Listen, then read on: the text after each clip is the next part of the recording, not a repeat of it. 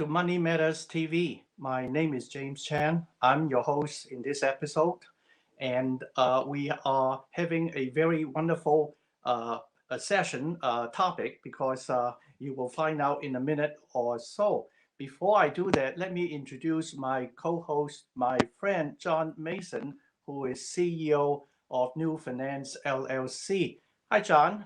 Hello, James. How are you doing today? Doing fine, Great, given what great. we have right now. The pandemic, the whole thing, can't complain. Good, good. Yeah. Now, John, I know that you are a wealth of information when it comes to this name, Kathy Wood, and the ARC investment management, and how they actually have an impact on people's investment strategies. Would you care to talk about this? Just tell the viewers Sure. what I'd you be think. glad to, James. Kathy Wood is getting an awful lot of press these days, along with her firm, ARC Investment Management. They have done very, very well in the last few years and the like, and they're really pointing up a really situation that exists now within our investment community, which is really, really important, I think, for people that are trying to develop an investment strategy. Uh, Ms. Wood and ARC Investment Management deal primarily in what you would call evolving or emerging technologies and the like. I mean, she deals in companies that work in DNA synergy. She works in Yeah. robotics. She works in many artificial intelligence Mm. and Bitcoin and things like that. And it really points up a major difference in terms of what we're going through right now and what we have to pay attention to as investors. So is it somehow also impacting, in the news, GM saying, "Oh, we're going to make electric cars," and does it have is there a relationship?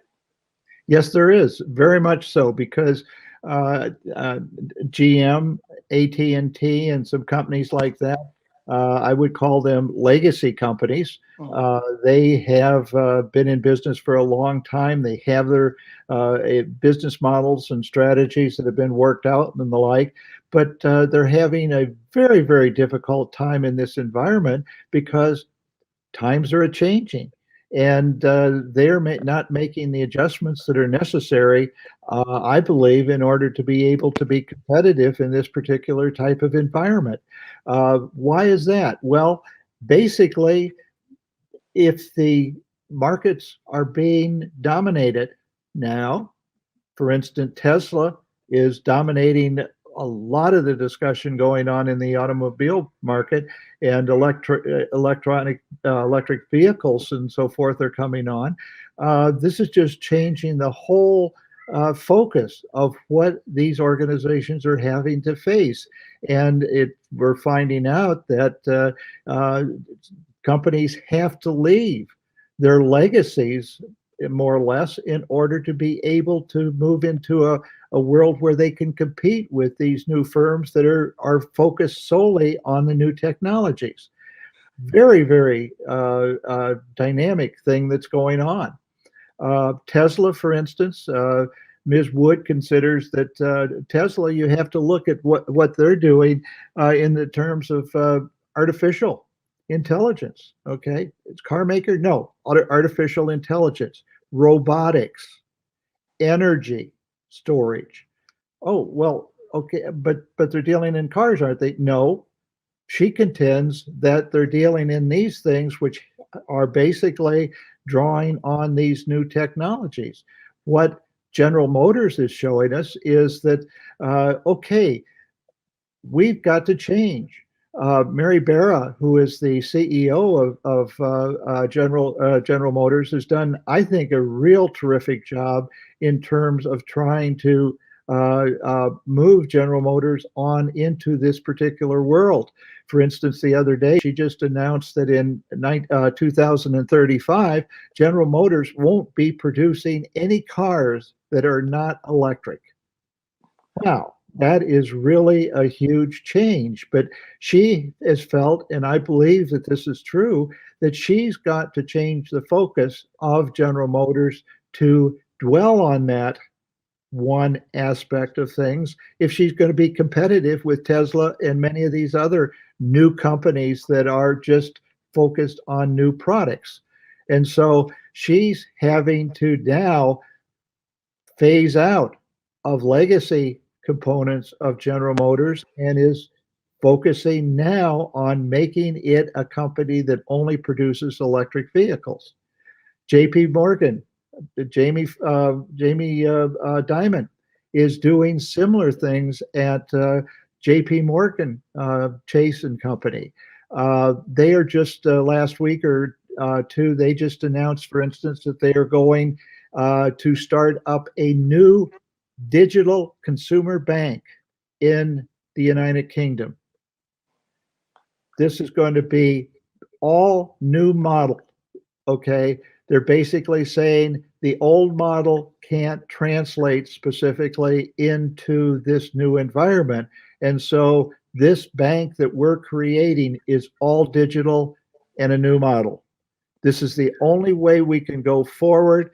And the United Kingdom has laws and competition now that is very open and mobile, that allows new tech companies, fintech companies, and others to come into this market based on this new technology.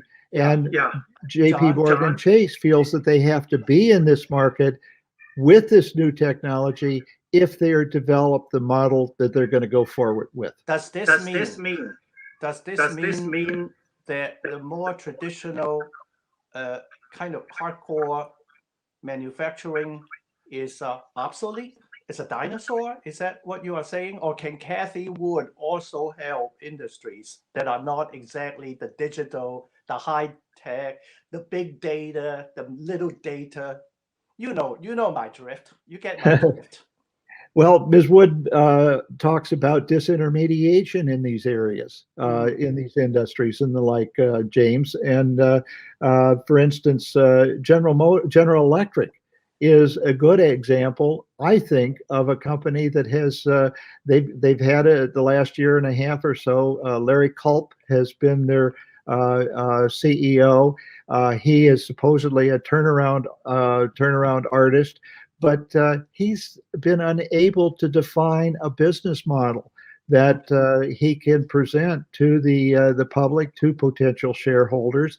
And basically, he is kind of festering in this old company where he cannot do exactly what you're saying is, and what Mary Barra is trying to do and Jamie Dimon is trying to do. He's lagging in this, in the sense that he can't get General Electric out of the past. Same thing is happening at AT&T. And here again, you got a management team that is legacy. They have been around for a long time. They have focused on trying to get into media and have sorely failed, in my view, in terms of getting in there. And their telecommunications still presents over half of their profits. Well, but John, they now are, John, yes. Yeah, I need to stop you for a while because I think it is much better for you to answer a question from the viewer right now. Okay. And the question is from William Founds of Philadelphia, which is, how will an increase in interest rates affect equities? I'm sure that you can give a piece or two of advice. Well, the environment we're moving into, again, it sounds like a simple question, but it's a very, very difficult environment we're moving into. I mean, for one, Jerome Powell, the chairman of the Federal Reserve Board of Governors, is basically saying that the Fed wants to keep interest rates low for an extended period of time in order to try and get the inflation up above its target level of growth. So, how long will interest rates stay low before they start to increase? But the second part of that is that Jerome Powell and the Federal Reserve System has tossed in so much money into the financial markets that in terms of equity rising, that's what I look at. If the Fed has all this money and is keeping pumping money into the financial markets, equities are going to go up. And that's been the case over the last period of economic expansion, and I expect that to continue now. The Fed has a view that it wants to see that equities don't fall, and so they're willing to err on the side of too much ease, and erring on the side of too much ease means that the financial markets are awash in money, and this is why we're hitting new historical highs in the stock market almost week after week, that the Fed has just flooded the financial markets with money. Very good. Very good. Now, here is how you send in your questions to Money Matters TV. You can have your questions answered on Money Matters. Please go to our website, money-matterstv.com. On our homepage, click on the banner on the right that says, Send us your questions.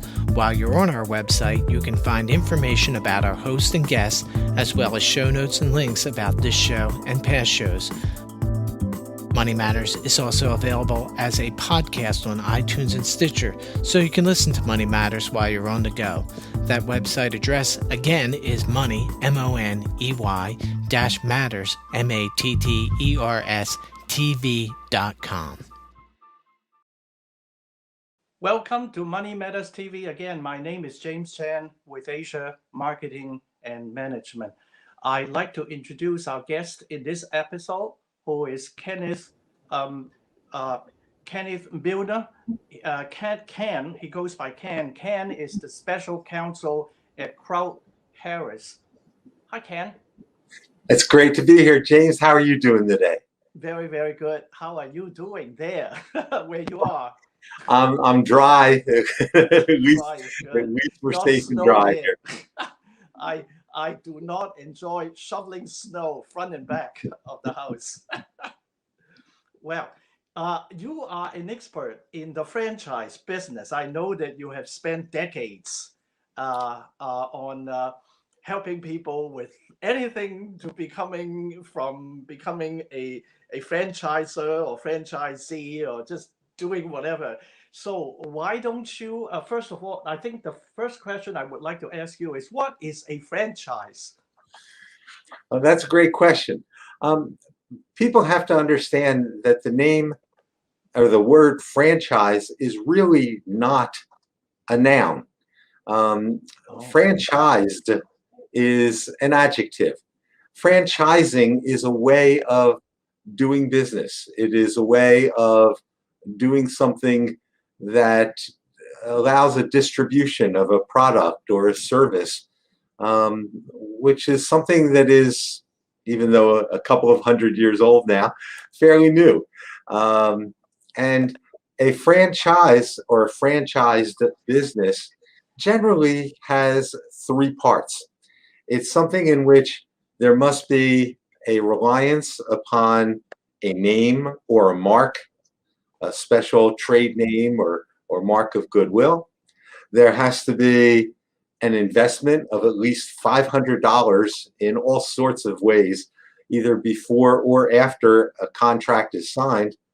And the third part is that there has to be significant control or assistance provided by a franchisor, who is the owner or the licensor of the trade name or mark, to the franchisee, who is the person who's relying on that mark and on the way of doing business that the franchisor requires. Very good, very good. Oh, by the way, before I ask another question, I want John also to participate as actively as I do in asking you questions. So I don't let me just talk. I don't want to talk all the time. So John, would you like to ask Ken the next question? Uh, excuse me, I just got something and came That's over all my right. screen. I'll Yeah, Ken, please come back. let me just grab the ball and keep it running. Which is name some of the advantages and disadvantages of being, let's say, a franchisee. Okay. You know, just because you make a great pizza Mm, doesn't mean you know how to run a pizza business. okay. Just because you've developed a product doesn't mean that you know how to market it. Um, a few of the great things about becoming a franchisee, the first thing is that you're going to be working with something that has a recognizable name. Um, if you're driving down I-95 with your kids in the back seat, and you're wondering as you pull off because the kids are hungry, and you have a McDonald's on your left and you have a Joe's Burgers on your right, even though Joe's Burgers might be the best burgers in the world, there's a pretty good chance that you're going to pull into that McDonald's. And the reason is you know exactly what they are going to have. It is a recognizable name. It stands for a recognizable product and service and system. And that's very important to people, that they want to have some sort of reliance. So having that trade name is the first big thing that a person going into business will want. They won't have to build a brand. It's already there. The second advantage is that you are in business for yourself, but not necessarily by yourself. McDonald's or any franchisor has already developed a product, a system, a marketing plan. They have a way of doing things. If you make a pizza and you decide you're going to open a pizza shop, where do you put the oven? Where do you put the pepperoni? Should you have takeout? Should you have delivery? Should you have eat-in service? What do you do? Where do you order things? It's already been done for you with franchising. There's already a system that is developed. And that's the most important thing. So even though you own that business and you will be entitled to the profits, the most important thing is that you're not alone. You have somebody who has been there, who will be able to provide to you operational support, marketing support, and things like that. So those are two very big advantages. Okay. There are others, but those are two big ones. Very good. Now, John, are you there? Can you? Yes, I am. Why don't you go? Okay, sorry about that. I had something pop up on my screen I couldn't see. And Ken, the area you're working in sounds like a very exciting area to me. And I just wondered how these pandemic times and the economic recession and so forth, how has that affected the flow of your business and everything like that? Because in some areas, even though a lot of people are hurting, there's a lot going on and a lot happening. When you say the area, obviously, as an attorney, attorneys in franchising and in a lot of businesses are busier than ever. But in terms of franchising itself, there are a lot of franchised industries that have been hurt by things that can happen, like a pandemic or other sorts of worldwide crises or events. For example, if you don't have, let's say you have to shift all of your operations to delivery services and takeout services. What do you do if you are a restaurant that was usually having people sit inside? How do you do this? Now you have a takeout service. Now you have to sit there and you have to pay a Grubhub or one of those delivery services, and that's going to eat into your bottom line as a franchisee. Your profit margin is much, much lower. And this is true for a lot of franchises, not just food. Some franchises have done better. For example, convenience stores. And let's not forget that gasoline products are franchises as well. So they've done very well. On the other hand, if you are an automobile dealer or you were a real estate franchise like a Remax or a Century 21. I guess they're going to have to become Century 22 or whatever. The fact is that all of a sudden you're unable to have walkthroughs. You can't have somebody go through an entire house. So these are all kinds of things that have to be taken into right. consideration. So Ken, it seems to be the right moment to ask, what are the disadvantages then? You really, That's talk true. about that for a minute. There are plenty of disadvantages to becoming a franchisee. That we have all of those good things, and there were more, such as a marketing plan and things like that. There are several disadvantages. The first is that it is upfront, probably a little more expensive. You have to pay an initial fee just for the use, the license of the name, and that system upon which your whole product or service is based. So there's an upfront fee. Sometimes it can be as low with janitorial services or as $15,000 if you want to consider that low. Other times it can be $45,000 or $50,000 just to get into it. Then there's a continuing fee. You pay for a continuing royalty fee, as they're sometimes called. There's advertising fees. When you put money into advertising, you're not just advertising for your particular place, your particular restaurant or station, or even your business. What you're doing is some of that advertising money is going toward the national brand. It's going toward national advertising, etc. So you don't always have control of the money that you're putting into this business. A third problem is that you are restricted in terms of what you want to offer to the public. If you want to offer, if you're at a McDonald's, but you think it would be great because you have a terrific person who supplies bagels and cream cheese, well, McDonald's is not going to let you serve bagels and cream cheese for breakfast. You have to understand that. So there are some restrictions. The other thing I always tell people about franchising as a franchisee is that franchising is like marriage. It's easy to get into. It is hell to exit. Is it true? Is it really that true? Oh, sure, You're not because kidding. This is no joke. A franchisor is investing in you. A franchisor is sitting there and teaching you all of its tricks, all of its services, all of its way of doing business. It's teaching you all of those things. The last thing that franchisor wants you to do is to leave and take all those tricks with you and use them as a competitor. So all franchise agreements have very strong non-competition and restrictive covenants and things of that nature. Pennsylvania, for example, still allows restrictions on competition and restrictions on employment and things like that. Other states, perhaps, like Georgia and California, not so much. But Pennsylvania sure does. And so it's a lot harder once you leave a franchise to be able to take what you've just learned for the last decade and now turn it into something that's a competitor. John, you have a question? Because I have one that I will serve. Yeah, I've got one I really wanted interest in Ken's answer is that so much in so many of these places I'm working in, they're going through changes that will not be reversed as we go along.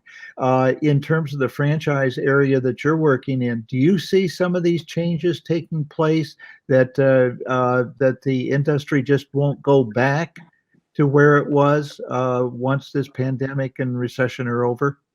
That's a great question. I love questions like that, John. Okay, next question. Ready.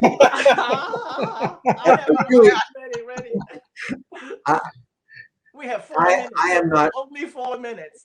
It's a great question, John. And the reason that I'm making a little joke is that I'm not really sure. You know, franchising is so based on maintaining a system, a product, a recognizable brand, something upon which people rely over and over and over. that it's hard for me to see at this point that there's going to be a huge change in terms of how franchising works. Thank you, Ken. I can't resist asking you this trick question. It's really not a trick question. It's a legitimate question, which is about, can a personality be turned into a franchise business? For instance, Bette Midler, the comedian, the performer, can Bette Midler franchise herself and spawn other comedians, male or female, or in between? It generally does not take place like that. The best way for a celebrity, someone with a recognizable name, etc., to be able to work with it is to become the spokesperson or a spokesperson for that company.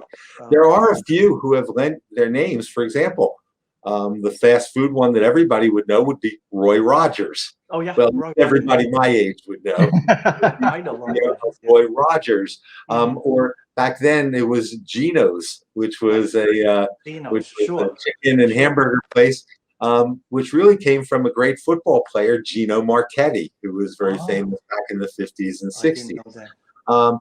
So there are times that you can franchise off of your name, but generally not what that person does, because usually the person who has become a celebrity has something special, something about the person himself or herself that is different, from all other. You know, a comedian is not going to be funny just because a person has a way of doing business. There's something about the total package of that person. So it's rare that you can take a person and package it. What you can do is use what that person has, and the person can make a tremendous amount of money. I remember that Jeff Gordon, the great race car driver, was a spokesperson for Cotman Transmissions. And it made a natural thing that here was a person who was known for racing and everything else. And to have that person handle some advertising, etc., sure, why not? You see that even now, you see race car drivers today on television, in products, etc. Sure. Well, Ken, we have maybe just about 1 minute. John, would you like to ask the last question, and then we have to wind up the show? The kind of caught me off right there, James. My fine. Let me take over, because I have an easy way. Go ahead. A franchising an idea, which is, Ken, you only have 45 seconds. What would you like to tell the viewers in 45 seconds? I'm counting. Go. The most important thing when deciding when to purchase a franchise is to review carefully that very large document that's provided to you. It's called an FDD, and that FDD has all of the information that you need to know to decide whether or not to get into this franchise business. Read it, and at the back is a list of all the previous and current franchisees. Call as many as you can and ask them one question. Okay, very good. You had good. to do it all over again. Very good. You still do it. Very good. Thank you. We're out of time.